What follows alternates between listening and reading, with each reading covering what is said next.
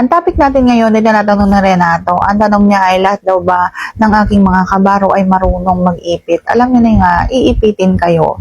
Yung dati daw niya kasing jowa ay magaling. Tapos itong bago daw niya ay hindi marunong. So sasagutin natin yan. Interesado ka bang malaman kung na sagot? Please keep on watching para bago yan. Kung bago ka pa lang sa akin channel, please consider like this video and subscribe my channel.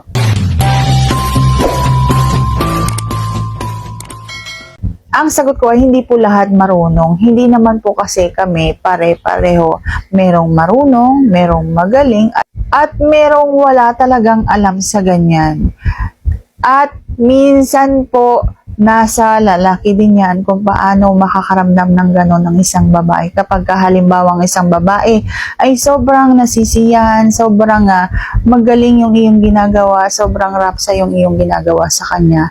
Iba po ang nararamdaman ng bulaklak. Nag-iipit po yan ng kusa.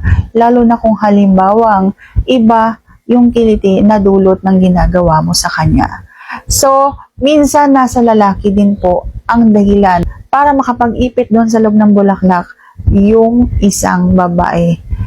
Dapat po gagalingan nyo rin. Dapat po hindi lang inaasa sa babae yung pag-ipit ng ganyan. Lalo na kung halimbawang hindi talaga marunong. Lalo na kung halimbawang hindi pa niya nararamdaman kung paano ba yun. Okay? At meron pong mga ehersisyo para matuto ng ganyan. So, kailangan nyo lang pong maghanap ng tamang ehersisyo para makapagsimulang mag-aral kung paano yun. At inuulit ko, hindi pare-pareho ang mga kabaro ko. At yan lamang ang aking vlog for today. Sana nagustuhan mo ang aking vlog na ito. Kung nagustuhan mo, please consider to like this video and subscribe my channel. Thank you for watching. See you on my next vlog.